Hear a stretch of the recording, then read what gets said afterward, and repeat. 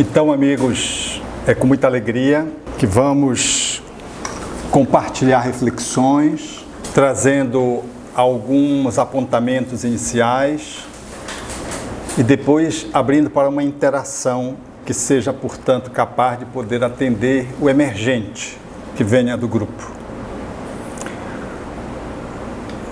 O tempo é escasso, então eu vou fazer preferencialmente uma abordagem mais doméstica do que acadêmica. Mas vou pegar aqui uma linha de raciocínio que possa nos ajudar a entender essa dinâmica, a fim de que a gente possa, então, desdobrar o tema naquilo que vai ao encontro do nosso cotidiano. Então, aqueles que são pertencentes à academia, ou que têm algum interesse nesse nível, não vão encontrar aqui na nossa abordagem de hoje material correspondente. E aqueles que estamos fora da área específica, talvez saiamos um pouquinho mais enriquecidos. Tristeza.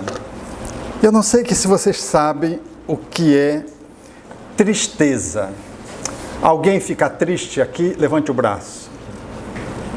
Felizmente, todos normais. Tristeza é uma emoção básica humana. Todos temos. Ela não é ruim. Ela é uma expressão da alma que nos suscita a possibilidade de podermos lidar conosco mesmo num aprofundamento de nós mesmos. É um recolhimento que te dá a oportunidade de fazer uma introspecção, que te dá a oportunidade de mergulhar no autoconhecimento, que te permite fazer uma análise numa perspectiva mais integral de uma temática ou de ti mesmo. A tristeza, portanto, ela não é má. Ela é uma condição humana que nos ajuda muito. É na tristeza que os poetas produzem as suas melhores peças. É na tristeza que muitas vezes você traz da alma intuições fantásticas, porque você fica mais ensimesmado. O que é ruim é quando é uma tristeza crônica, insidiosa, que não cede e vai consumindo-nos a energia sem deixar-nos sair desse ânimo, que é um ânimo um pouco rebaixado, porque se contrapõe à tristeza a alegria. A alegria se contrapõe à tristeza, que também, suponho, todos conseguimos experimentar a alegria. Estar triste todo o tempo é tão ruim quanto estar alegre, rindo todo o tempo. Se uma pessoa ela ri todo o tempo, ela não está bem. Ela está precisando de um apoio medicamentoso ou psicológico. Porque o humor, ele faz isso, é normal. A gente vai na alegria, vai na tristeza. Você recebe uma notícia, você recolhe-se. Então, quem fica rindo todo o tempo é alguém que está em surto.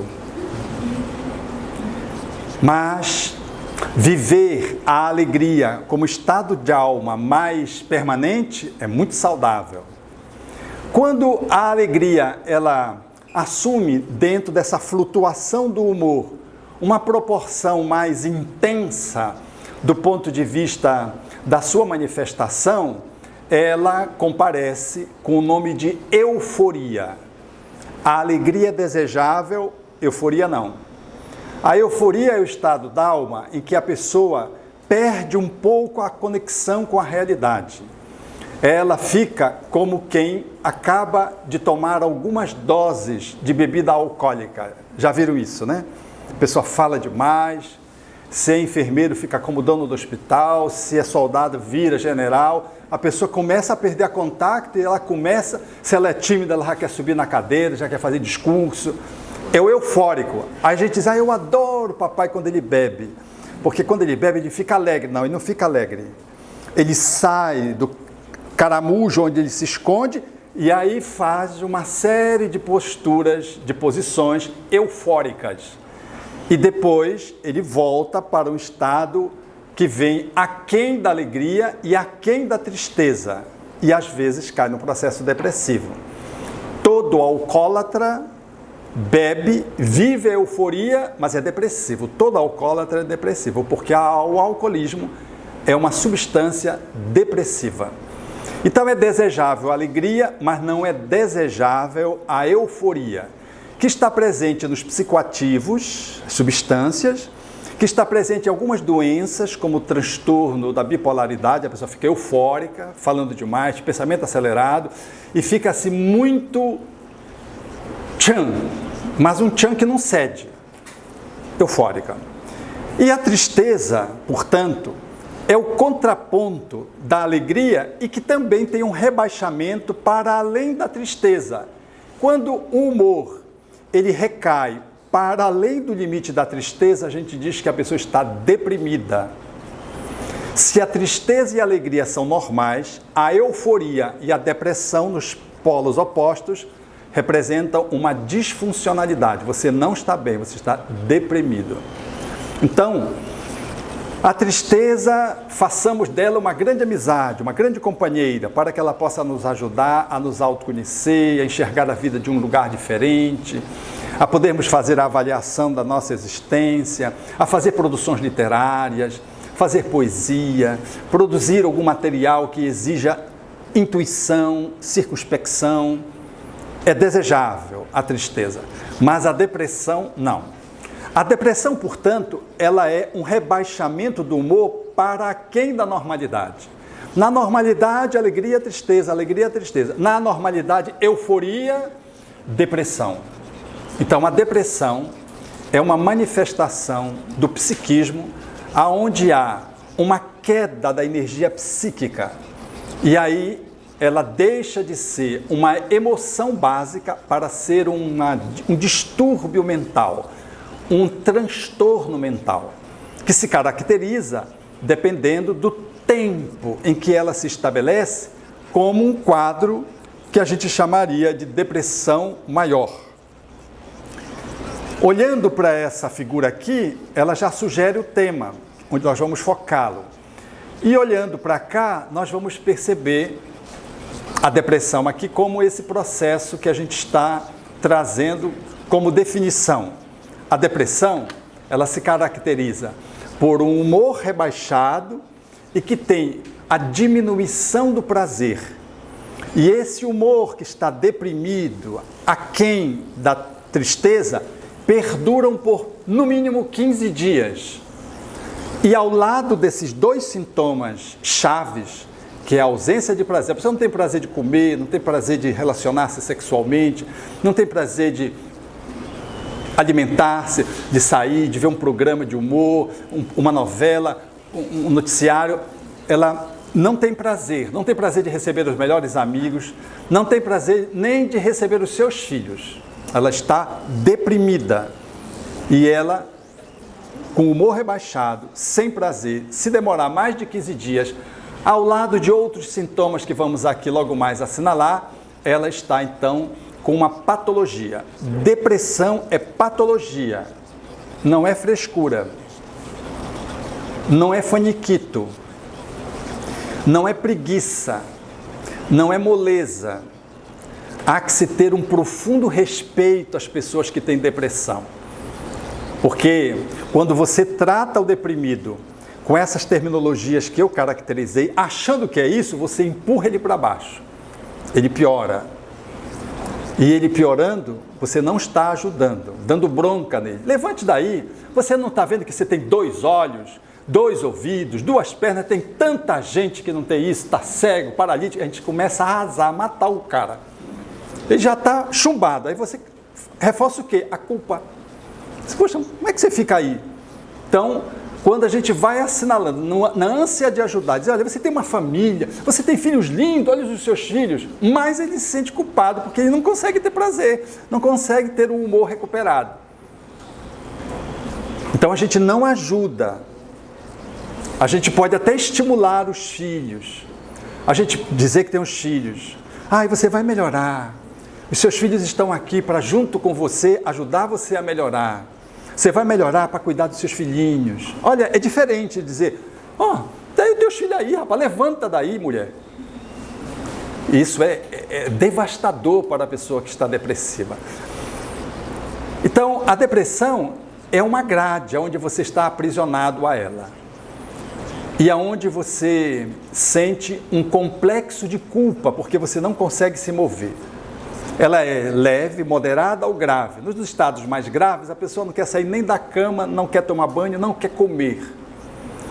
Que às vezes chega num estado tal que ela resulta para ela, depois de se usar todos os recursos que a medicina psiquiátrica pode oferecer, da química, resulta para ela, às vezes, a eletroconvulsoterapia, o famoso eletrochoque, aonde se estabiliza a pessoa com uma dose adequada de voltagem para fazer o eletrochoque, mediante o paciente que está num quadro de anestésico, sob o anestésico, ele não sente nada, com todo o cuidado, com toda a proteção, tecnicamente, com absoluta boa indicação, a eletroconvulsoterapia. Às vezes é o que salva alguém que nada mais consegue movê-lo no quadro muito grave. Então, na depressão, nós vamos ver alguns, não vou falar disso, mas eu vou só citar para vocês. Tem a depressão maior, que é a depressão que a gente conhece, monopolar. Tem a distimia. A distimia é uma depressão surda. Numa linguagem bem popular, é o chato de galocha todos os dias. Não tem um dia que você está um chato de galocha? Agora imagine um chato de galocha todos os dias. É aquele mal-humorado, que sempre está ruim, porque está fazendo sol, ó chuva, ó sol, ó vida. Ele é exatamente isso, mas é todo o tempo. É o distímico. Ele não fica com aquele sintoma na cama e tudo, mas ele reclama de tudo. E não tem palavra que possa dizer do otimismo. Ele é um pessimista crônico, mas sempre mal-humorado. Não há luz no fundo do túnel para ele. Se vier uma luz no fundo do túnel, ele diz que é uma locomotiva no sentido contrário, vai atropelá-lo. Não tem jeito. O distímico, viver com o distímico é muito difícil. O distímico, viver com ele mesmo é muito difícil. Então, a distimia é uma alteração da emoção e que faz, na tristeza, que se aprofunda e vira uma depressão crônica, mas sutil. Ela não é aquela depressão que deixa a pessoa caída, sem trabalhar, com dificuldade de comer, de pensar, de raciocinar. Não, a pessoa, ela parece normal, mas não é. Ninguém aguenta ela. Ela é muito chata. E aí ela precisa ser olhada como um doente. A gente, quando cuida dos depressivos, distímicos, a gente faz com que eles possam se perceber. E é muito difícil sair desse quadro, até mesmo com os remédios. Nós temos aqui as depressões que são adicionais, não são as fundamentais, as mais consagradas, que é a depressão menor, a depressão que volta e se repete e a depressão que acontece no fenômeno pré-menstrual.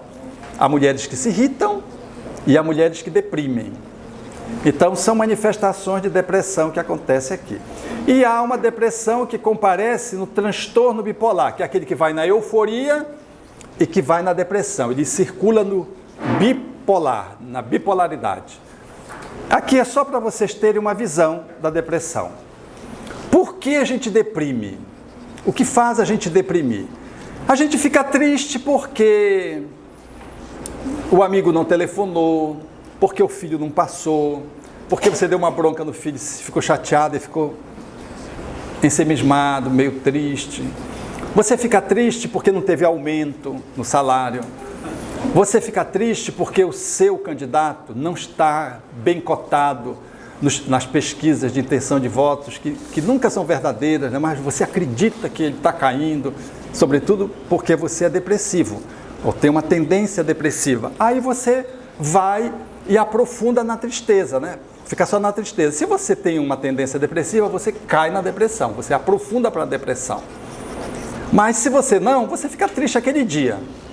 E também a tristeza de um dia, de 2 dias, 3 dias, é motivada por um fator, que pode ser até o fator menstrual. Você fica triste quando vai menstruar. Tem gente que fica triste, não fica depressivo, fica triste. Fica mais choroso. Tem gente que fica mais irritado, que até os animais sabem. Os animais se afastam da dona quando ela está naquele período pré-menstrual. porque ela fica muito irritada, às vezes é uma irritação misturada com tristeza, às vezes com melancolia, às vezes com choro. É um quadro que nos leva à tristeza, mas não à depressão. Por que a gente deprime? Então, a depressão, ela envolve alguns fatores. Nós vamos aqui fazer en passant. Os fatores biológicos, quando você tem, por exemplo, um hipotireoidismo, uma queda dos hormônios da tireoide, produzido pela tireoide, você fica mais lento, fica mais devagar e começa a ganhar peso, porque há uma alteração do metabolismo e habitualmente você deprime. Você pode apresentar uma depressão. É uma depressão relacionada a um fator hormonal, não tem nada a ver com uma depressão relacionada intrinsecamente ao cérebro.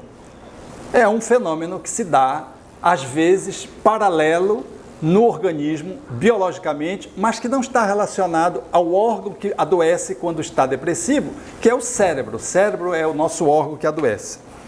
Então, esses fatores biológicos são os mais variados possíveis. Nós temos na estrutura cerebral um grande sistema de metabolismo, onde tem várias substâncias chamadas neurotransmissores. Quando esses neurotransmissores eles se alteram, nós podemos entrar em depressão. Dependendo do neurotransmissor, ele causa um tipo de sintomatologia.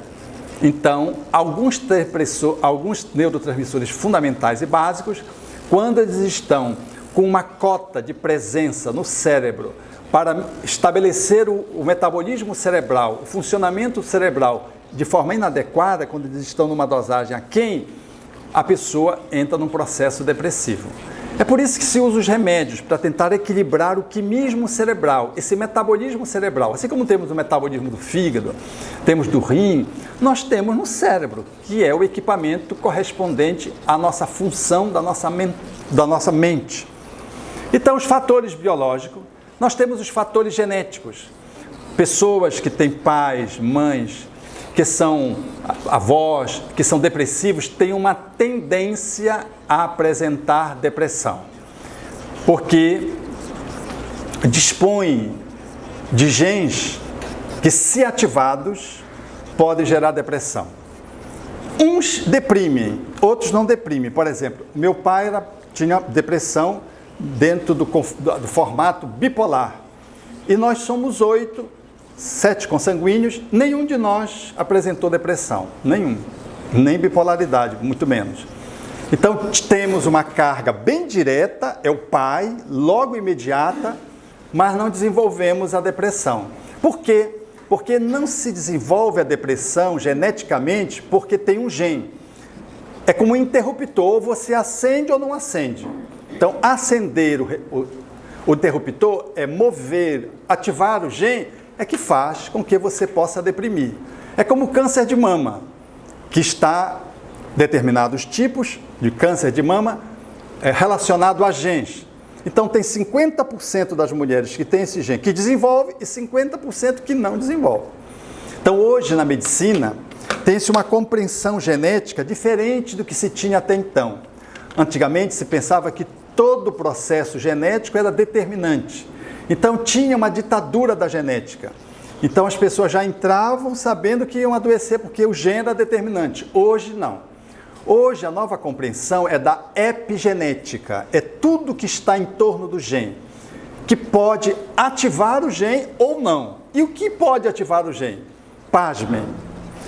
Alimentação, estilo de vida, atividade física, emocionalidade, espiritualidade, tudo isso, todo esse conjunto, ele ajuda você ou ele prejudica você. Se esses elementos estiverem convergentes positivamente, você não vai ativar esse gene.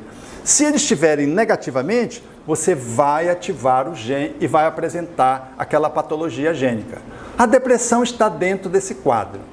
Há, portanto, indícios de que a depressão tem fatores genéticos que predispõem a pessoa, mas não é determinante, depende do estilo de vida que você vai ter. Há os fatores psicossociais, Muita gente deprime porque perdeu a esposa, porque deu o esposo.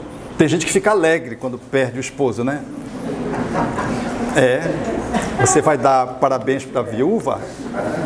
É parabéns, porque você vai dar pêsames e troca, porque ele era tão ruim, que você dá parabéns para a viúva, a pobre coitada que sofria lá. Eu vivi essa experiência em Santos, estava no carro, e uma pessoa tinha perdido o esposo. E as 3 amigas, que eram assim, muito ligadas, disseram, mana, nós estamos com tanta inveja de ti, porque aquela tinha perdido e elas não.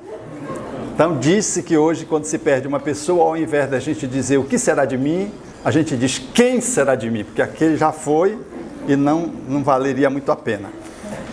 Não é verdade, é claro, porque quando a gente perde alguém, mesmo que seja meia boca, a gente sente. E se for a boca inteira, a gente vai passar um aperto. E se for um filho, aí é dramático. Das dores de perda, a pior, segundo as estatísticas, são as mães que perdem filhos. Muitas mães deprimem, não ficam só tristes, vivendo luto, num período lá de 2, 3 meses, 1 ano, não. Elas seguem anos afora e apoiados em remédio, porque não conseguiram fazer o luto sem remédio, e não conseguem sair do luto e deprimem e ficam sustentados através das bengalas dos medicamentos. Então, os fatores psicossociais, eles são dos mais variados. Quantas pessoas deprimiram agora na pandemia? Em casa, tendo que lidar com os filhos, tendo que lidar com o esposo, com a esposa, que não conhecia bem direito, agora teve que conviver obrigatoriamente. Quantas pessoas deprimiram porque não tinham como sobreviver economicamente? Numa condição econômica mais precária, sem renda, quantas pessoas, né? Quantas pessoas que, além das condições econômicas, perderam parentes ou, às vezes, afetos do próprio lar. Deprimiram. Quantas pessoas desenvolveram ansiedade com medo de morrer da pandemia, do Covid-19, e desenvolveram depressão também, ao lado dos quadros ansiosos. Então, a depressão, ela tem vários fatores. Uma frustração, uma grande decepção pode levar você à tristeza, normal, mas pode aprofundar. Se você não tiver recursos para se autogerir, você pode ficar depressivo. Ver a miséria, esse descompasso social que tem no Brasil, isso pode gerar depressão numa pessoa mais sensível. Quando você vê a guerra e a desproporcionalidade que a guerra nos traz através do noticiário, você pode ficar depressivo. Então, vários fatores sociais podem nos levar à depressão e vários fatores psicológicos podem levar-nos ao processo depressivo. Seria normal a tristeza, mas não a depressão. Quando o Paysandu perde, por exemplo, eu fico ligeiramente triste, porque eu sei que ele vai ganhar na próxima. Mas o Antônio, por exemplo, quando o Remo perde, ele deprime, porque ele... Tem gente que deprime por conta do futebol. Deprime. Quando o seu time perde, fica triste, vai para a bebida e começa a deprimir. Se for sair de uma classe para outra, saiu da classe A, né? Ali da classificação dos times que estão na etapa A, caiu para B ou caiu para C, gente, vocês não imaginam, mas tem, por incrível que pareça, tem. Porque a pessoa coloca toda a energia no seu clube, fanaticamente no seu clube, aí o clube cai de rendimento e cai ali de série, saiu da série A para B, ou da B para C, ou da C para D, ou da D para o clube de bairros, aí a pessoa deprime. Então, os psicossociais são esses. Uma frustração afetiva, um filho que nasce e você estava esperando ele como um filho normal e ele nasceu com uma doença grave. E aí você se choca porque você não foi preparado para acolher um filho adoecido, doente. Um pai ou uma mãe que entra num quadro de Alzheimer, você tem que cuidar, de repente você desconhece aquele pai que começou a ter comportamentos absurdos, aí você vai psicologicamente e deprime. Então imagine a série de fenômenos que nos fazem deprimir. O Espiritismo nos traz essa patologia que a psiquiatria agora está começando a fazer os primeiros ensaios de análise, que são as obsessões. Espíritos se conectam com aqueles que dão espaço para conexão e espíritos depressivos se aproximam e podem gerar depressão. Se você desencarnar, você que é médium, que faz um transe de uma entidade que está depressiva, é incrível, a entidade vai e tu fica assim meio despingolado. Por quê? Porque você fica encharcado daquela energia depressiva daquele espírito que se comunicou. Então, a obsessão, ela é uma das causas da depressão e precisamos estar muito atentos. Às vezes, entidades que não nos amam, utiliza entidades depressivas e coloca conectada à pessoa que ele quer deprimir, que tem um temperamento já introspectivo, porque nós temos um temperamento ou extrovertido ou introvertido. O introvertido tem uma tendência depressiva, mais do que o extrovertido. Então, as entidades espirituais podem se valer de entidades que tragam a patologia no mundo espiritual, estejam depressivas, e colocam conectados a uma pessoa que está experimentando ali um mau momento, conectado, então a depressão ali pode se instalar. Naturalmente que o paciente, a pessoa que tem depressão, tem os seus motivos. O obsessor apenas maximiza isso, ele aumenta. Há sempre a tomada que se ajusta ao plug. A pessoa já está ruim e o obsessor maximiza, aumenta, acelera, amplia e a pessoa então entra num quadro de depressão. Estava triste, entra para a depressão. Estava em depressão leve, entra para a depressão moderada. Estava em depressão moderada, entra para a depressão grave. Processos obsessivos. Influências espirituais. O Espiritismo tem na sua competência um vasto material para lidar com essa causa da obsessão, que é da depressão, que é as obsessões. E os fatores anímicos, que nos ensejam considerar que a gente deprime por conta das nossas próprias questões da nossa alma. O Espiritismo vai aqui fazer menção a isso. A psiquiatria, ela diz assim: as depressões exógenas têm causa e as depressões endógenas não têm causa, a pessoa deprime, não tem uma motivação. Tem uma família legal, tem um emprego legal, tem uma parceria legal do ponto de vista de conjugalidade, está num país legal e deprime. Tem um motivo? Não. Está tudo bem e a pessoa deprime. Então essa depressão, ela vem de um lugar que, à luz da medicina, não se sabe de onde é. Então diz-se que é endógena. Às vezes não tem um quadro de ancestralidade que pudesse dizer, não, isso é genético. Não, não tem. Vem graciosamente aquela depressão. Essa é uma depressão anímica. O Espiritismo, como é uma ciência que estuda a realidade do espírito imortal, ela mergulha para estudar os quadros orgânicos, considerando a reencarnação. E é nessa perspectiva que nós vamos entender animicamente que alguns de nós podemos trazer a predisposição para a depressão. E podemos trazer essa predisposição que, mesmo não tendo nenhum fator externo que venha determinar o afloramento da patologia, a gente pode apresentar a patologia. E quando a gente apresenta a patologia, a medicina não sabe explicar, mas o Espiritismo consegue trazer as causas profundas. Todo o processo anímico, ele nos remete a experiências anteriores de vida no que tange aos quadros da depressão endógena. Porque pode ser anímico, no sentido de que é da minha alma, mas por um fator agora. Então eu me lancei numa atividade profissional, cheguei no cume dessa atividade profissional, mas não estou feliz. Aí eu deprimo. Não tem nada a ver com o passado, tem a ver com escolhas mal feitas. Eu lembro-me de um jovem que fez uma escolha para fazer um curso e quando ele estava a um semestre de se formar em engenharia, ele deprimiu gravemente. Ele deprimiu porque ele estava fazendo engenharia para atender o pai. Essa descoberta, com a ajuda dos remédios, fez ele sair da depressão.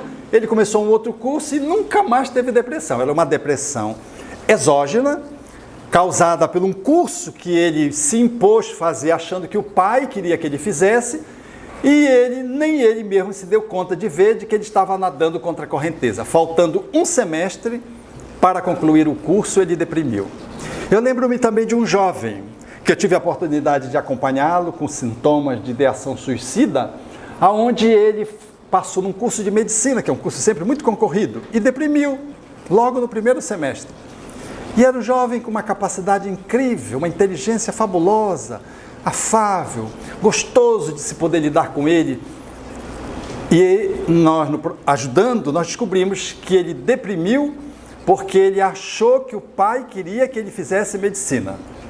Como ele tinha um irmão que já era médico, estava fazendo residência, e ele amava muito esse irmão, ele juntou esses dois fatores. O exemplo do irmão e a vontade do pai. Então eu chamei o pai para uma sessão e ele disse, eu fiz ele falar, e o pai disse: meu filho, eu nunca quis que você fizesse medicina. Eu achei que você que queria. Não, da minha parte não tem nenhum compromisso com medicina. Não tem nenhuma expectativa em relação a você. É você que vai fazer a sua profissão, é você que vai viver dela, é você que vai passar lidando com ela 8 horas por dia durante anos. Eu jamais poderia fazer isso. Aquilo foi o suficiente para o garoto. Abandonou o curso, fez um curso que já tinha passado de advocacia e começou a fazer direito. Acabou a depressão, acabou o remédio, não precisa de mais nada. Fatores anímicos dessa existência. Mas às vezes o fator vem do passado. Aqueles que somos muito resistentes contra as leis naturais da vida, às vezes nos postamos em tão desacordo com as leis naturais da vida que cometemos delitos, crimes, e quando reencarnamos, trazemos essas zonas de remorso no perispírito. E essas zonas de remorso, que estão situadas na cabeça em relação, portanto, ao cérebro, porque foi com a inteligência que nós nos perdemos, elas afloram com essa energia, alterando a química cerebral. Aí o Espiritismo tem muito a nos ajudar e a ajudar a medicina a entender isso. Porque a medicina não sabe explicar muito bem pelo que o quimismo cerebral é alterado. E tem que se dar as substâncias para ajustar esse quimismo cerebral. O que é que está por trás do quimismo cerebral? Como a medicina só olha o corpo e só olha a estrutura física, o máximo que ela faz é ver os aspectos psicológicos, os aspectos sociais, mas ela não vai nas entranhas da energia. A medicina, sob o olhar do Espiritismo, a gente precisa lembrar do perispírito, que é o corpo espiritual da pessoa que está habitando, portanto, aquele corpo. O perispírito é que traz essas zonas de remorso, como diria o espírito André Luiz através de Chico Xavier. Essas zonas de remorso é um circuito fechado do pensamento que ali no perispírito, na cabeça, na estrutura, portanto, relacionada ao cérebro, que vai em regime de explosão, alterar energeticamente o vínculo com o corpo, e então começam a haver as alterações no quimismo cerebral. Do mesmo jeito que acontece no fígado, alguém adoece do fígado porque tem uma lesão naquele fígado. Imagine alguém que, por exemplo, tomou uma substância, e essa substância foi lesiva ao fígado, e ela, na tentativa de suicídio, lesou gravemente o fígado. Essa lesão passa de uma vida para outra, e a pessoa, numa outra existência, traz um fígado bastante vulnerável. Ali, uma energia se coloca ali, e a pessoa, quando entra em contato com aquela circunstância que fez ela tomar aquela substância, vem inconscientemente a lembrança, afeta o fígado e a pessoa adoece do fígado. Suponhamos que ela bebeu demais, estragou o fígado, desencarnou com cirrose hepática. Na outra existência ela vem, pisou num cuspe de alguém que bebeu, ela já começa a ficar tonta. Ou seja, qualquer hepatitezinha complica. Uma hepatite mais simples, que é a hepatite A, surge uma complicação. Se ela faz uma dengue, que naturalmente alcança vários órgãos, nela, no fígado, faz um estrago. A medicina não sabe explicar por que a dengue por exemplo, ou um vírus da hepatite, não faz quase nada. Uma infecção normal, a pessoa se cura, e noutros faz cirrose. E a pessoa vai caminhando para o transplante do fígado. É o perispírito. Então a depressão, ela traz no perispírito a sua marca, quando relacionada a outras vidas. E essas zonas de remorso, ou seja, aquelas peraltices que a gente fez e não resolveu, elas vêm. E elas vêm quando? Elas vêm quando eu entro em contato com as pessoas que eu lesei ou com a circunstância que eu lesei.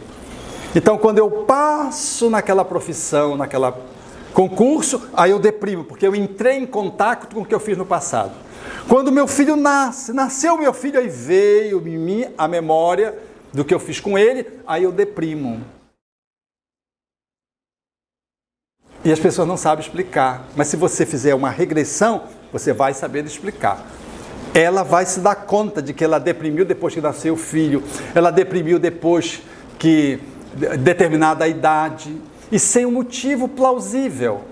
E ela deprimiu porque aquela idade foi a idade onde ela se perdeu, onde ela cometeu um delito.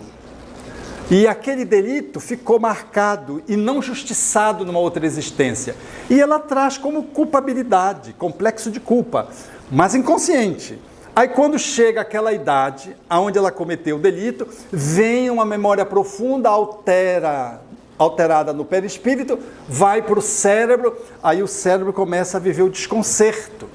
E aí tem que entrar a psicoterapia, a medicina e a espiritualidade tratando a pessoa. Vocês vejam que começa a tomar uma conformação muito mais ampla do porquê da depressão.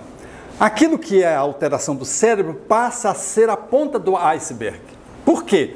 Porque o cérebro alterou por causa da relação afetiva com o filho, a briga conjugal, o emprego ou desemprego, a disparidade das relações com a sociedade cheia de medo, a guerra que está lá que afeta você, mas a tua história de vida que faz com que energeticamente você se altere por consequência o perispírito, o cérebro, e a doença aparece. Então tem um encadeamento, camadas, como se fosse um processo arqueológico. O que aparece é a depressão no cérebro. Por isso que não dá para tratar a depressão só com remédio. Porque a gente toma o remédio e fica tomando remédio. O remédio está trabalhando apenas o quê? Os efeitos, as consequências. Não está indo nas causas. Necessário, importante. Nenhum preconceito contra o remédio. E nem com os psiquiatras. Porque nós temos esse preconceito. Não sei se vocês têm. A gente diz, olha, lá vai ali o meu ginecologista, vai meu cardiologista, mas eu não vejo ninguém dizer, lá vai meu psiquiatra. Fica mal no grupo, né? O psiquiatra não é médico de doido. O psiquiatra é médico para não endoidecer a pessoa. Vamos botar isso na cabeça, para a gente quebrar os preconceitos. Mas tenhamos consciência de que ficar só agarrado no remédio não é suficiente. Mas não suspenda o remédio, porque o remédio faz mal. Causa dependência. Olha, tudo causa dependência. Uns mais, outros menos. Uma parte do corpo, outra noutra. No cérebro, causa. Mas causa dependência dependendo da forma como você administra e se relaciona com os remédios. Quando você tira, como eu atendi agora lá no Jardim das Oliveiras, a pessoa disse, não, esse remédio podia me prejudicar, eu suspendi. Ela suspendeu 3 remédios psiquiátricos de uma vez e ela estava há 15 dias, justo quando o remédio estava caindo a sua funcionalidade do tempo que ela suspendeu, e ela estava um caco. Não é porque ela não precisasse do remédio, é porque ela tirou o remédio abruptamente. O nosso organismo é uma das coisas mais belas que tem. A gente tem que ter respeito por ele, cuidado por ele. Então, quando você começa a tomar o remédio, por exemplo, para a depressão, o médico passa uma dose pequena, 7 dias, depois ele aumenta um pouquinho, depois ele aumenta para a dose ideal. Ele não passa a dose ideal logo de uma vez. Por quê? Porque se ele passar a dose ideal, o organismo se ressente. Então, ele faz uma relação de amizade com o organismo. Ele vai dando remédio aos poucos, o organismo vai se adaptando, sente às vezes uma náuseazinha, um desconforto, e ecologicamente se apruma. aí dá outra dose um pouquinho maior de novo, aí pronto, fica bem. Do mesmo jeito que ele dá o remédio devagarzinho, quando a gente vai tirar o remédio da depressão, a gente tira devagarzinho. A gente não tira de uma vez.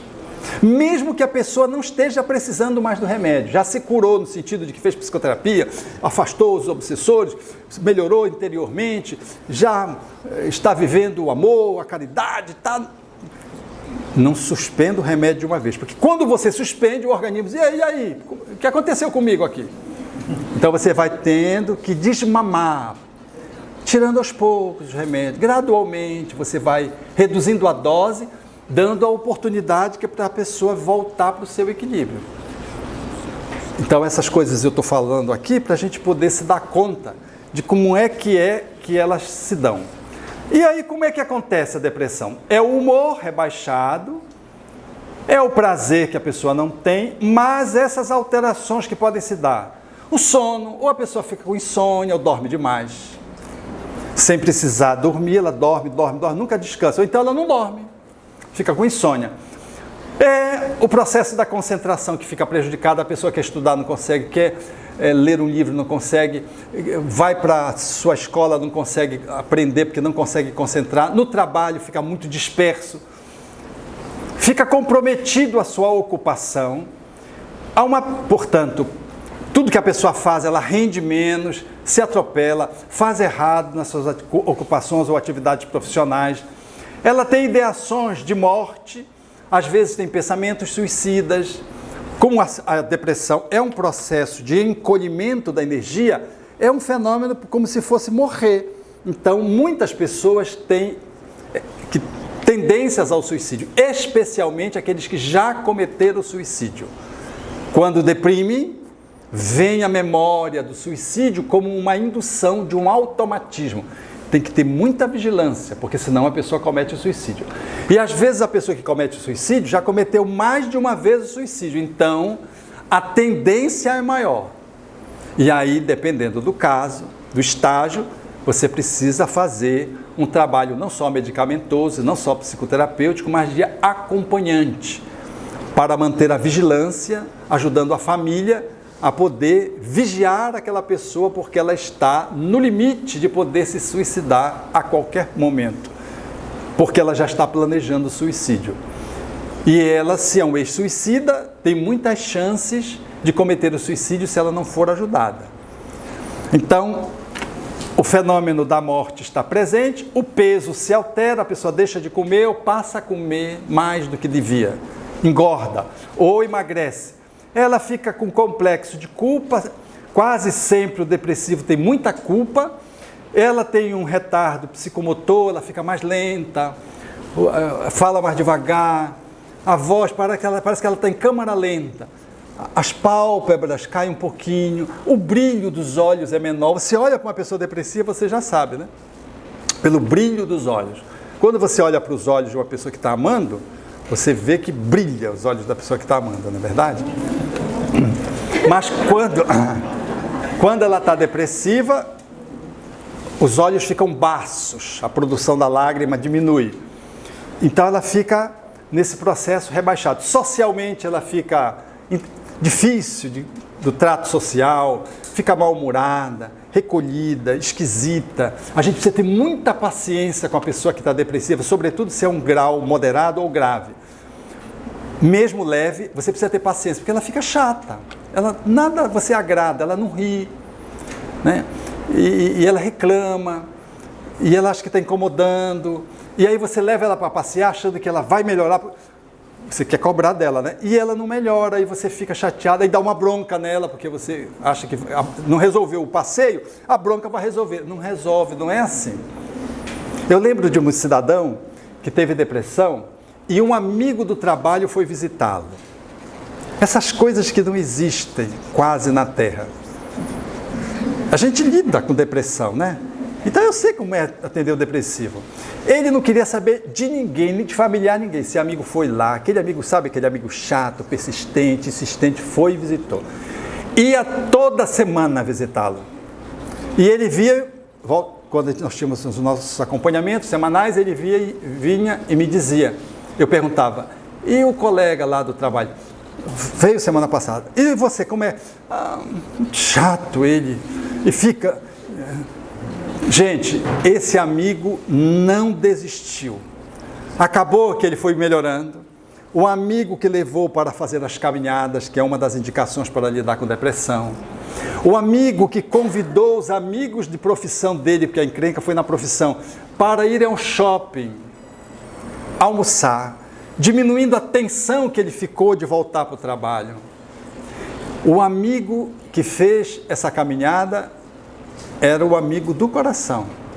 Eu disse para ele um dia, olha, esse cidadão aqui você não encontra assim na rua facilmente. Porque ele era um colega de profissão, ele não era amigo, ele era um colega de profissão. Mas quem teve depressão sabe como é que o depressivo sofre. E ele não ligava para ser maltratado, cara feia, não queria atendê-lo, não receber os nãos para tudo que ele fazia de proposição, não ter o retorno, você quer botar para cima a pessoa, não traz retorno. Mas ele sabia como é o depressivo, então ele não cobrava nada, a gente não pode cobrar do depressivo. E ele insistiu, e disse, não, eu sei.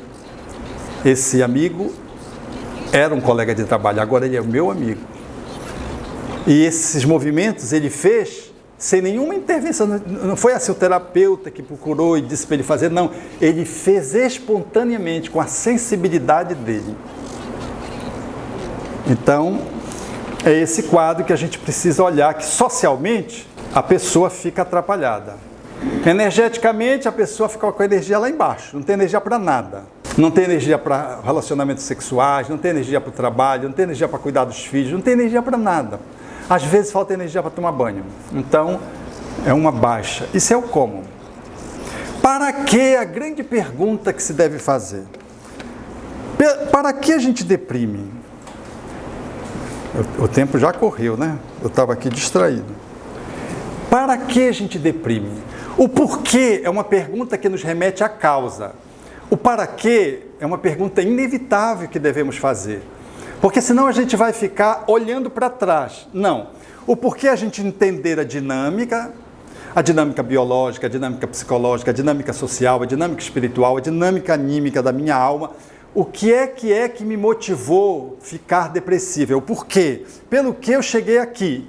E a outra pergunta é, para que a depressão me alcançou? O para quê é uma pergunta que projeta você prospectivamente, para frente. Então, responder essa pergunta é te devolver a vida, é trazer-te para a vida, porque senão você sai da depressão e adoece de novo, porque só tratou com remédio. Ou trata com remédio, melhorou, voltou a trabalhar, mas está ali com remédio. Não consegue suprimir a medicação. Porque você não está se tratando, está lidando como se fosse uma doença, onde você dá o remédio e cura. O remédio não cura, ele é remédio, remedia, não cura. Só quem se cura somos nós. Mesmo os atendimentos psicoterapêuticos, os psicoterapeutas, eles são placas indicativas, projetam luz, mas é você quem caminha. Eles são os frentistas que põem ali um combustível, mas é você que faz a viagem. Então, no quadro depressivo, o Espiritismo suscita com muita grandeza nós nos respondermos, adoecemos, por que adoecemos e para quê? Que objetivo? Para onde essa doença quer me projetar como uma metáfora, como uma placa indicativa, como um chamado para o meu caminho? Porque se eu não aprender a lição, eu posso até suprimir o remédio, desmamar, ficar bem, lá adiante eu vou deprimir de novo. Então, a doença é uma linguagem da natureza para nos chamar a atenção que do jeito que está, não está bom, que a gente precisa fazer um outro jeito melhor. Não é algo externo, que eu cuido externamente e pronto, acabou. É algo interno, que diz respeito à própria pessoa que experimenta a depressão. E ela, se tiver esse olhar, ela vai ousar se responder qual é o objetivo, qual é o sentido com que a depressão me alcançou, pelo que ela me alcançou, para onde ela quer me jogar, me projetar. Então, nós passamos a lidar com a depressão com um olhar mais positivo. E à medida que a gente vai se tratando, a gente vai perguntando o que foi que fez eu adoecer e o que é que eu preciso fazer daqui para frente. Sempre para frente. Eu olho para trás e olho para frente. Para que eu saia da depressão definitivamente maior, mais belo, mais saudável, emocionalmente mais forte, para que eu possa espiritualmente me sustentar, para que eu saia com aprendizados, com lições novas. Essa é a finalidade da depressão. Então não coloque na costa do psiquiatra, do psicólogo, a responsabilidade de curar você. Se você deprimir, assuma de que a depressão é algo que está como uma lição que você precisa resolver. É uma equação, um problema que você precisa resolver avançando. Então é esse o olhar que o Espiritismo traz. Quando olha de uma forma mais sistêmica a doença, a depressão, olhando as nossas emoções básicas e a que está relacionado a ela, que é a tristeza, para nos municiar de recursos que possam nos ajudar a fazer a ressignificação da nossa vida. Porque por trás da depressão tem qual é o significado da tua existência, qual é o sentido da tua existência. Nós vivemos num mundo muito rápido, muito difícil, muito a galope, né? Um mundo onde a gente está muito focado nas coisas, no sucesso, né? Nós nos esquecemos que somos espíritos. Então a gente vive como se fosse corpo. Como se fosse morrer, a gente não vai morrer, a gente vai desencarnar, mas vai desencarnar mesmo. E o que é que eu preciso fazer no aqui e no agora? Qual é o meu objetivo de vida? Então é esse olhar que vai me suprir de elementos para que eu não entre numa crise existencial. Porque às vezes a causa da depressão, na atualidade, que é uma doença, o demônio da meia-noite, né, conforme o livro, ela suscita nos falar de uma relação existencial. Não temos sentido existencial. Nós não temos a perspectiva do que é a vida. Então o Espiritismo é uma doutrina muito elegante, muito rica, porque ela nos fala das entranhas para fora, do espírito para o corpo, dizendo-nos que nós temos múltiplas existências. De que o filho que se foi, não se foi, saiu do corpo, desencarnou. Dói, mas ele continua vivo. De que a frustração profissional foi uma ocorrência que me colocou no lugar de onde eu deveria nunca ter saído, porque eu estava me perdendo na ganância, na ambição, na vaidade, na perdição. E aquela frustração que aconteceu foi me botando de volta para o caminho. É o Cristo nos ajudando a voltar para o caminho. De que, portanto, muitas das coisas que acontecem conosco, que são aparentemente coisas ruins, são coisas positivas. Coisas que a gente diz, eu sou um azarento. Não é um azarento, você é um sortudo, e por isso você perdeu um sentido do corpo. Porque se você tivesse os sentidos todos, você estava perdido. Você nem se deu conta disso. Então, depois de uma depressão, que não precisava, é que a gente acorda quando olha o para quê. Que a gente vê, mas o que eu estou fazendo da minha vida? Quanto vale a minha vida? Quanto vale a minha relação com os meus filhos? A minha relação com meu pai? A minha relação com aquela pessoa que caminha do meu lado como parceiro e parceiro de viagem? Qual é o objetivo da minha vida? Aí você sai do corpo, cheio de dinheiro que já perdeu, com um patrimônio extraordinário que já não mais pertence a você, e você quer manusear as cédulas, as contas, o mercado, e já era, e ficou atrás de você tudo por ser vivido. E você saiu do corpo e não aproveitou nada. Foi só uma pessoa famosa, muito rica, mas tão rica que só tinha dinheiro mesmo. Miserável, portanto. Miserável. Então o Espiritismo nos chama não para uma acomodação do ponto de vista da relação com as coisas, não é isso. É dar às coisas o lugar que elas têm e valorizar o contato, o humano, o espiritual, o subjetivo. Não ficar hipnotizado pelo mundo acelerado que aponta para o descartável e quem vai vencer. É sempre vencer o outro. Quem vai vencer? E aí a gente se perde nessa cultura. Olha, nós acabamos de sair de uma pandemia. O que é que a gente aprendeu com essa pandemia? Estamos aí com a guerra, com o risco de uma terceira guerra mundial. Não é possível que nós não conseguimos aprender com a pandemia, onde o mundo paralisou por 2 anos e nós não aprendemos o que tínhamos para aprender. Mas eu não estou falando só dos líderes, eu estou falando da gente mesmo. O quanto a nossa relação melhorou com o teu parceiro, com a tua parceira, com o teu filho, com o vizinho. O que te tornou melhor essa pandemia?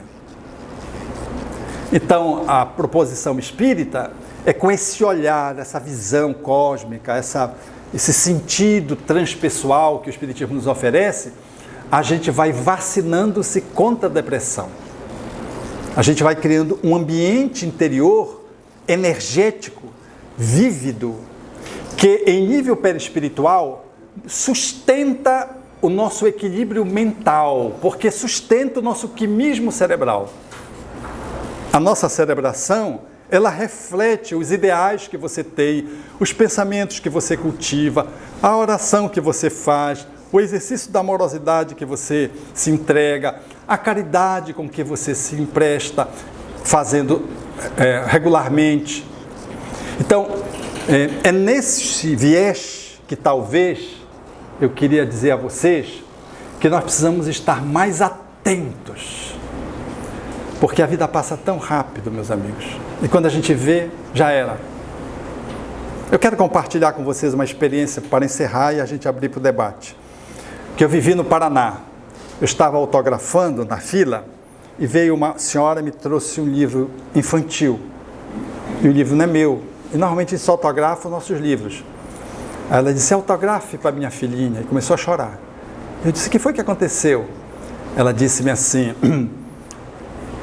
o senhor tem tempo? Eu digo: claro que tenho. E ela começou a falar. Ela disse: eu sempre desejei ter filhos.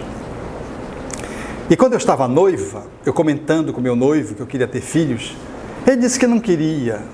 E eu disse: eu mudo de noivo, porque eu quero ter filhos. Para mim, o que é fundamental é ter filhos.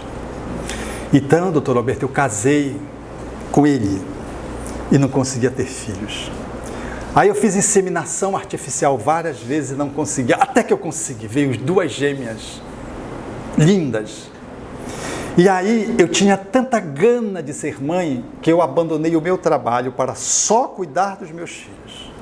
O esposo, com uma boa condição financeira, assegurava a sustentação, para não deixar as minhas filhas nas mãos de ninguém. Tal era o meu sentimento de maternidade. Na primeira oportunidade que tivemos, nós fomos à Disney apresentar para as nossas 2 filhas a Disney. E agora, com 6 anos, eu fui estacionar o carro dentro de casa e decidi sair de uma garagem para outra. E quando eu fiz, eu vi o cachorro correndo, eu digo: atropelei o cachorro. E quando eu saí, eu tinha passado por cima da minha filha. A minha outra filha, vendo a cena, o cachorro que a outra filha fora tirar, a gêmea, tirou o cachorro, mas ficou embaixo da roda. Havia um jardineiro que correu e disse: ela ainda está viva, se acalma, venha, vamos chamar. Chamou a ambulância. Quando a ambulância chegou, ela viu a fita crepe estar sendo posta no entorno, porque ela ainda tinha esperança de que a filha sobrevivesse. Mas era um carro grande, passou em cima da cabeça da filha. Então, essa senhora estava frequentando o centro espírita há 2 meses. E vocês sabem qual era o tema? Suicídio. Era a prevenção para que aquela mãe não cometesse o suicídio. Ela disse: a dor foi tão grande, tão grande. Felizmente, eu tive o apoio do meu esposo, porque essa minha filha era muito vinculada a ele. E eu fiquei com muito receio que ele me culpasse. Mas ele me deu sustentação e disse: você não teve culpa. Isso foi um acidente. Enquanto os meus pais, doutor Alberto, me disseram: se você estivesse frequentando mais regularmente a igreja, não teria acontecido essa tragédia. Patético, patético. O que é que você faz com uma pessoa que traz esse tipo de conteúdo? A outra filha dizia: mamãe, a senhora não teve culpa, mamãe. Aquela mulher chorando, que queria trocar de noivo se o noivo não quisesse ter filho, que fez inseminação artificial porque não engravidava, insistentemente, que abandonou o trabalho para cuidar das filhas, passou por cima de uma filha. 2 anos depois eu a encontrei no Paraná. Ela sorridente, voltou a viver, graças ao Espiritismo.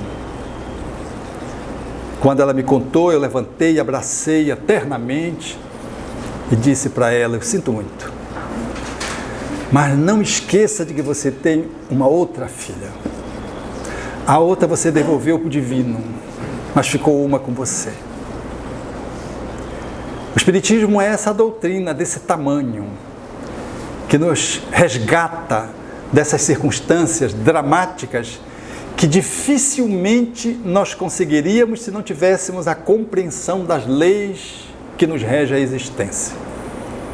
Então, nos aproximarmos um pouco mais da espiritualidade. À luz do Espiritismo, nós temos fóruns de cidadania universal para lidar com problemas dessa monta. Eu fiquei muito inquieto porque eu perdi o endereço dela. E lá, o 2º ano que eu fui, não a encontrei. O outro ano, lá estava ela. Aí nós estabelecemos o contato, batemos foto. Era uma outra mulher. Como é que uma pessoa pode conseguir se erguer diante de uma tragédia dessa? Pode.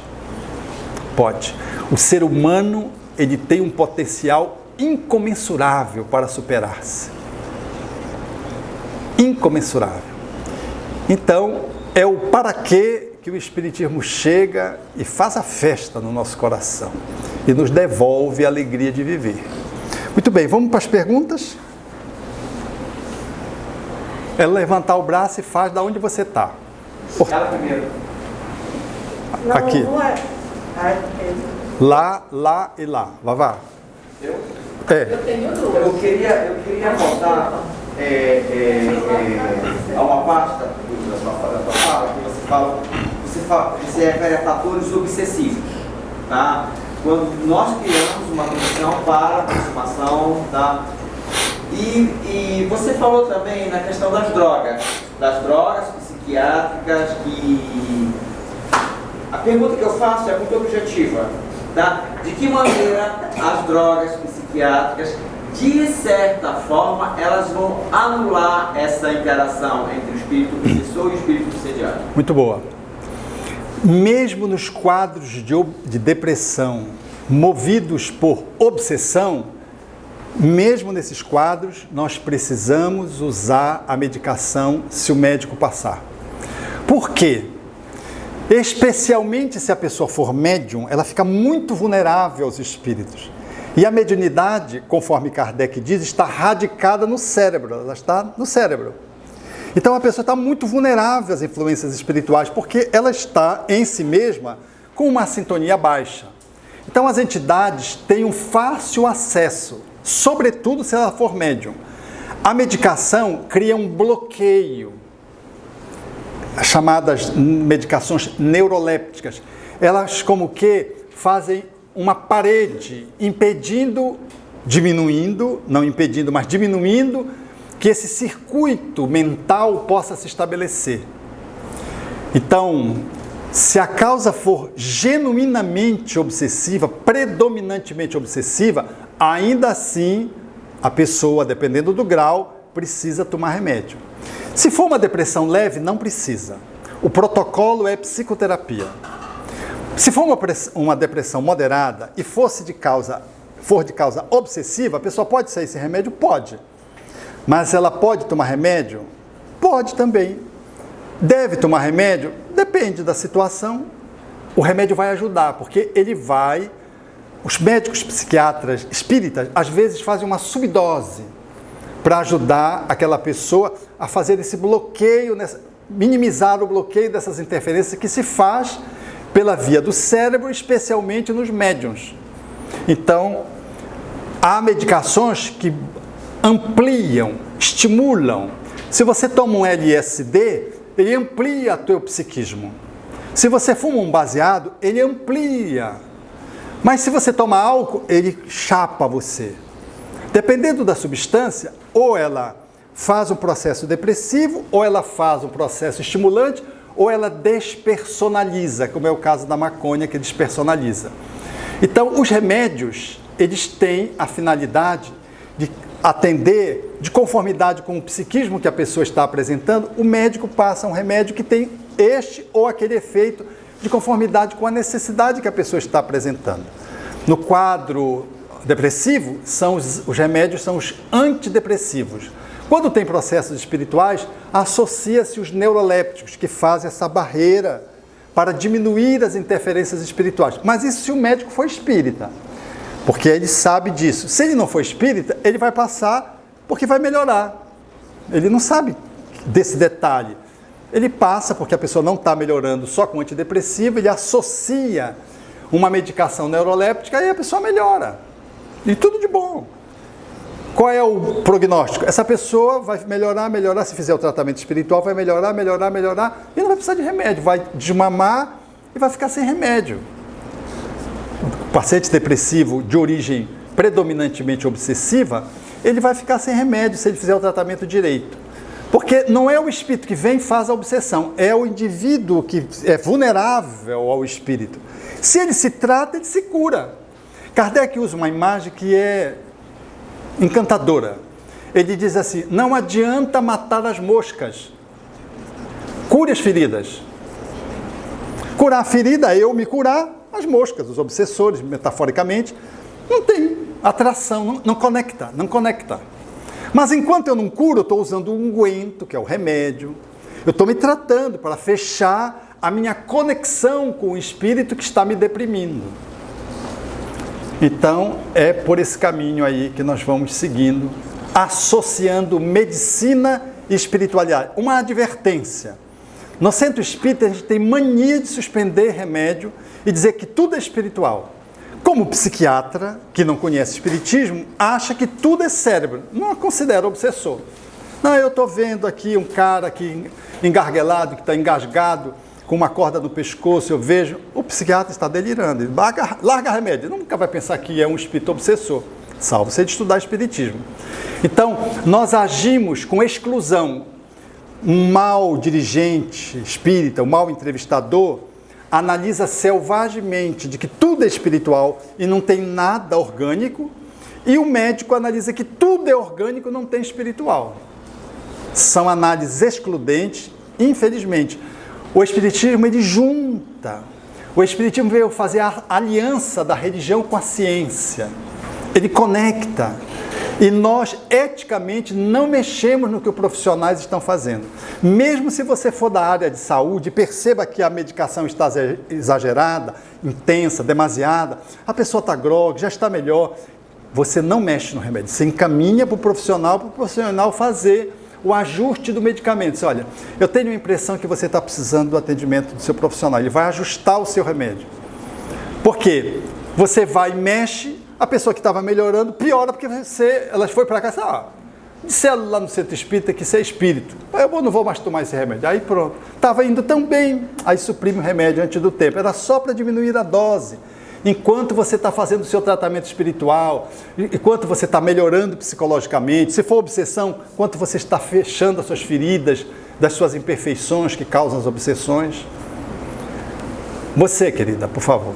O senhor falou a respeito da tireoide, que é um dos fatores biológicos, né? Eu queria perguntar para o senhor se a anemia também pode causar depressão, tá? E a outra pergunta é, a síndrome do pânico, pânico e depressão são coisas diferentes? Como é? Ou é consequência? Quem está com depressão tem síndrome do pânico? A anemia a doença do Jecatatu, aquela moleza. É falta de sangue. Muita lombriga, muitas... Taco vermífugo acaba, entre aspas, a depressão. Não é depressão, naturalmente. É uma fragilidade orgânica. Né? Como atendi certa vez uma senhora lá no jardim, então, ela estava tendo tontura, né? E os amigos pensavam que era espiritual, né? Mas aí quando eu fui avaliar, ela não comia para dar para os filhos. Era fome. Anêmica, faminta, desnutrida, porque não comia, porque não tinha comida, a comida que tinha ela alimentar os filhos, numa invasão. Então, deu comida, a pessoa já lá melhora, já começa a ficar melhorada da depressão, da obsessão, né? Agora, a outra pergunta que você fez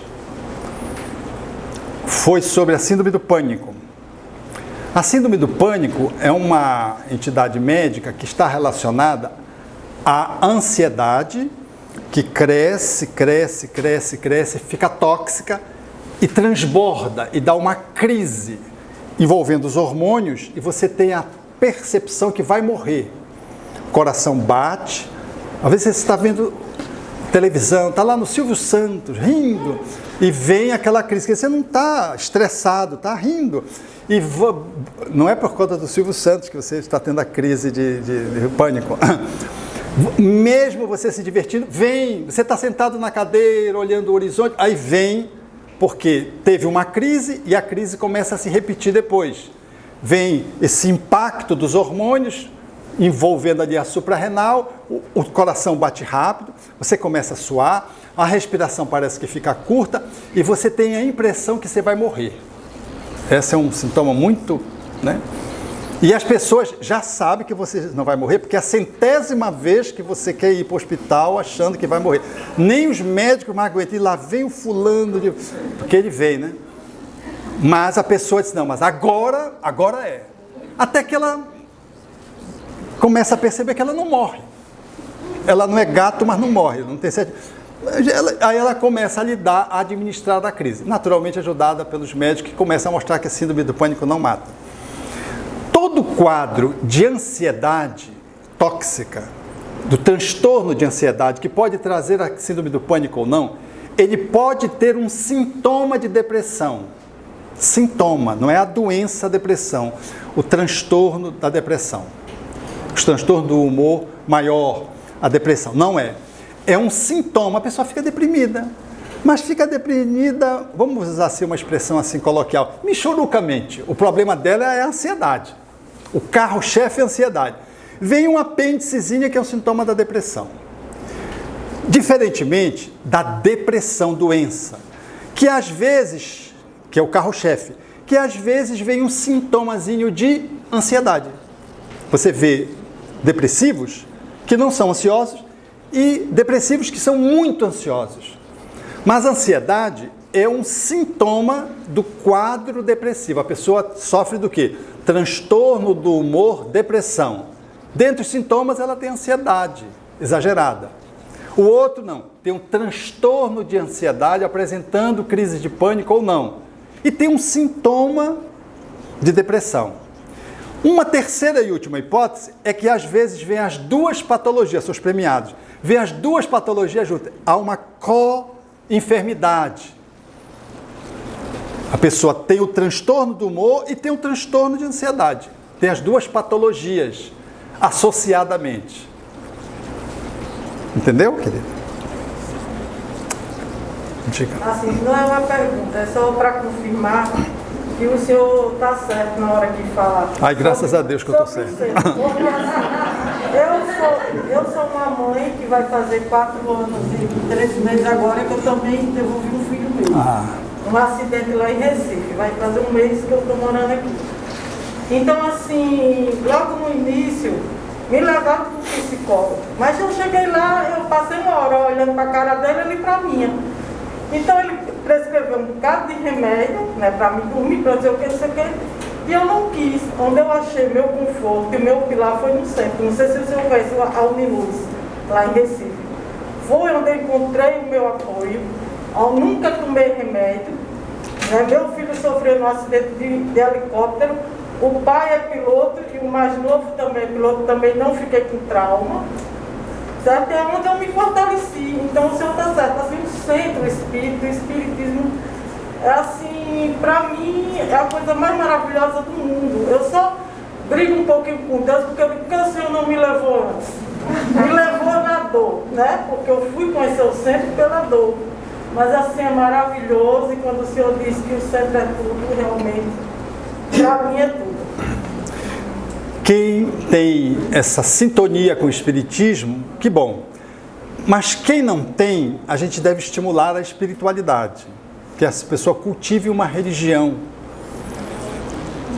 Porque a religião que nos leva à espiritualidade, ela sempre ajuda-nos a viver. E os depressivos, a depressão é menos frequente estatisticamente nas pessoas que cultivam uma fé, qualquer que seja ela. O que é ruim é a pessoa não ter nenhuma fé, ela ser ateísta, não crer em Deus, porque ela corre riscos, porque ela acha que a vida é só isso aqui, e ela está imprestável, e a possibilidade de suicidar-se é muito grande. Então, estimulem a pessoa a ter uma fé se ela não tiver, e respeite a fé dela. Ah, mas ela vai para a Seitinoye, vai ali para o Espiritismo, vai para o Catolicismo, vai para o Umbandismo. É melhor ela estar nessas 4 agremiações religiosas do que ela não estar em nenhuma. Ela vai se achar em algum lugar. Mas em todas essas ela encontra Deus. Deus não é propriedade de nenhuma religião. Vai atendê-la até embaixo do pé de árvore. Se ela achar que a árvore é divina e pode abençoá-la, vai. Não tem aquela passagem do cara que veio trazendo dor nos olhos para o Chico, aí o Chico passou, tinha um problema grave, o doutor Bezerra Menezes passou a homeopatia pela psicografia.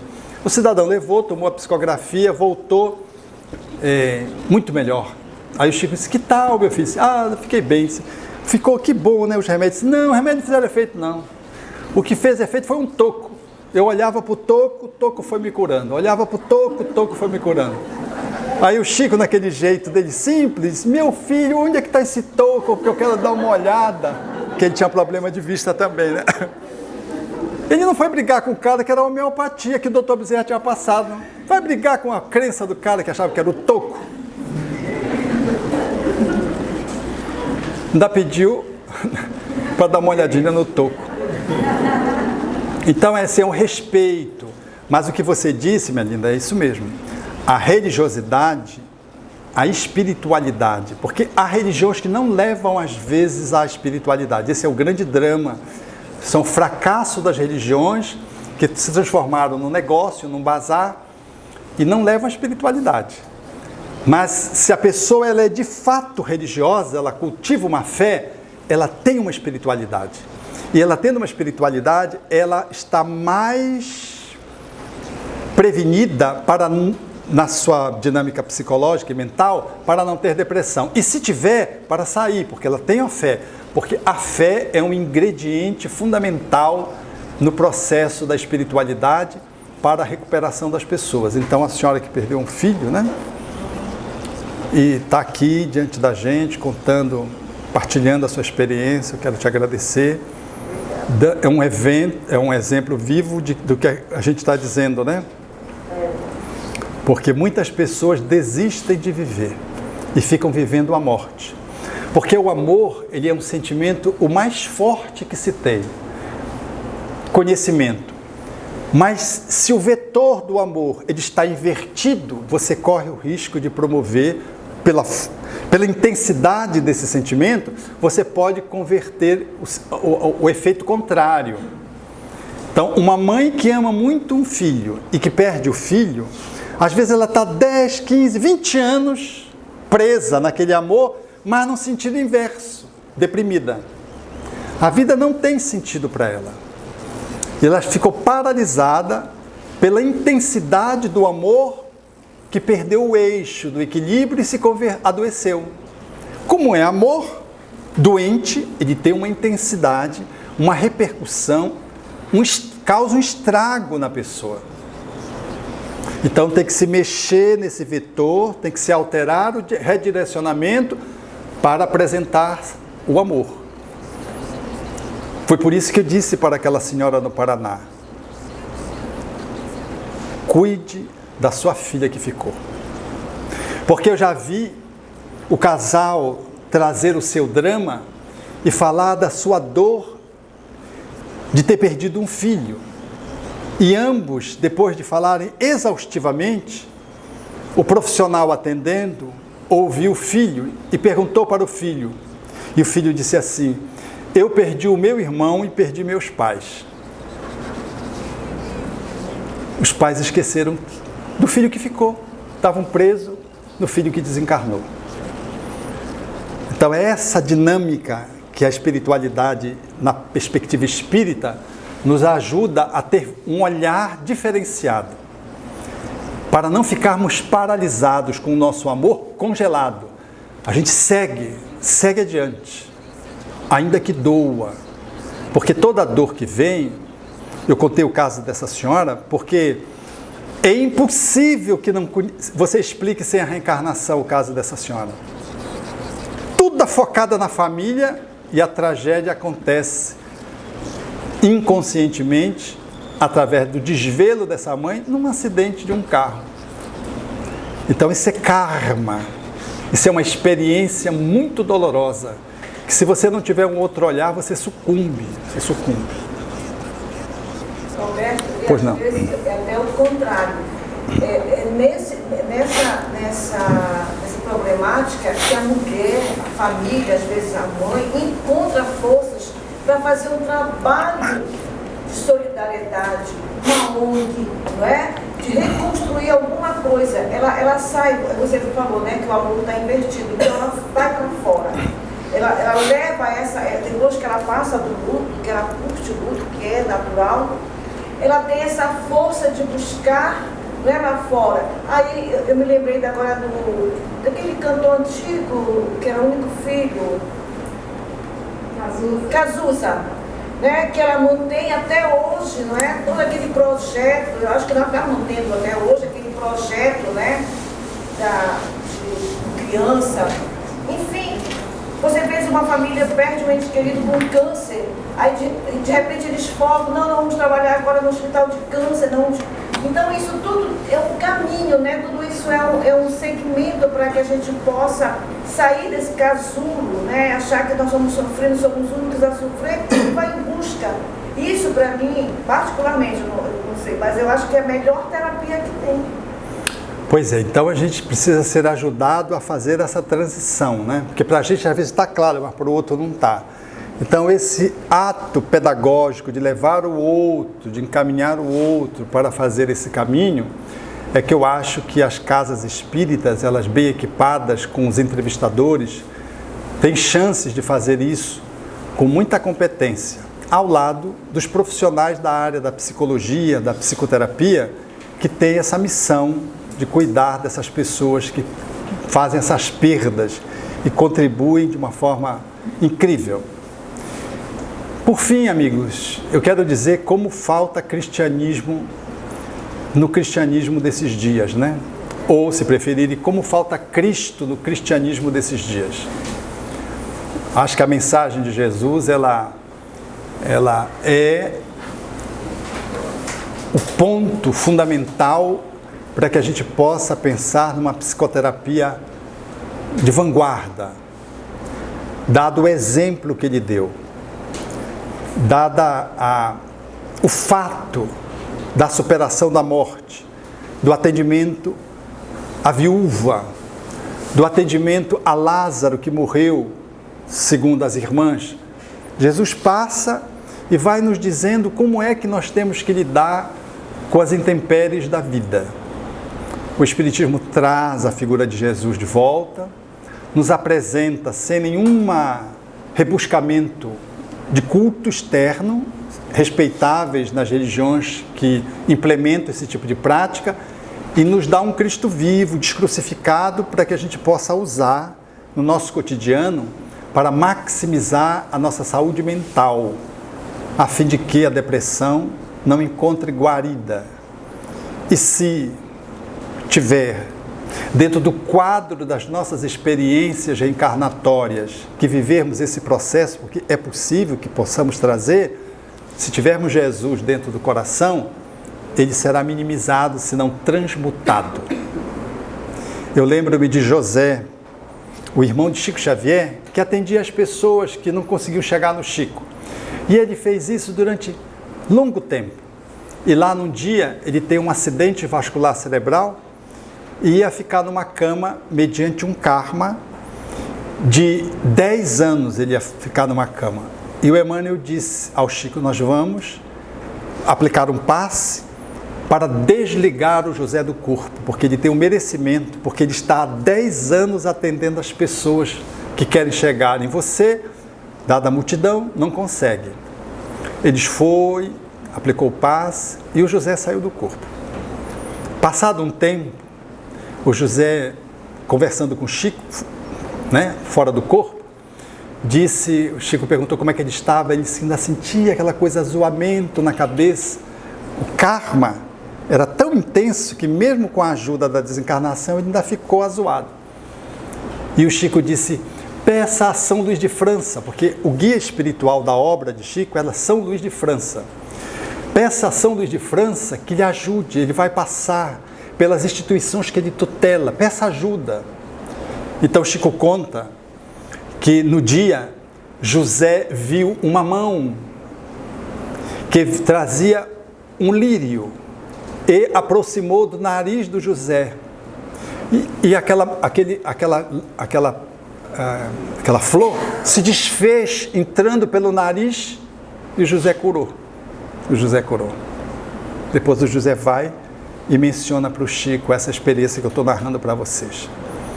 Então nos entreguemos a essa espiritualidade rica de resultados e nos entreguemos ajudando os outros que vão adoecendo do nosso lado, no vizinho, na parentela, porque nós precisamos ser mediadores do Cristo nesse cristianismo que empobreceu e nessa grande onda que tem se feito no nosso país e no mundo contra o Cristo, os anticristos, o Cristo ridicularizado, banalizado, enxovalhado, em atitudes absolutamente ridículas, burlescas.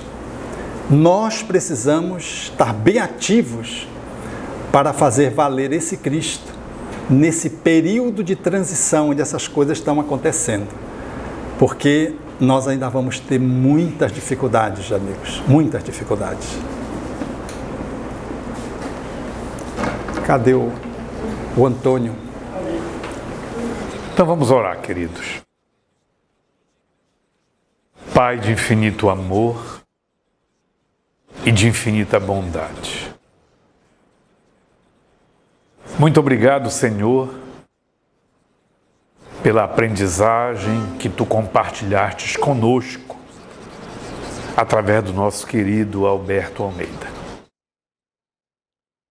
Muito obrigado, Senhor, por nos possibilitar a oportunidade de estarmos aqui para aprendermos esse nós no trabalho de solidariedade universal para o qual Tu nos convocas.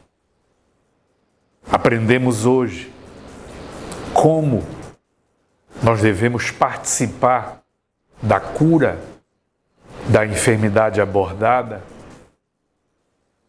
Nós aprendemos, Senhor, principalmente a necessidade de curarmos a nós mesmos, para que nós possamos desenvolver a saúde espiritual,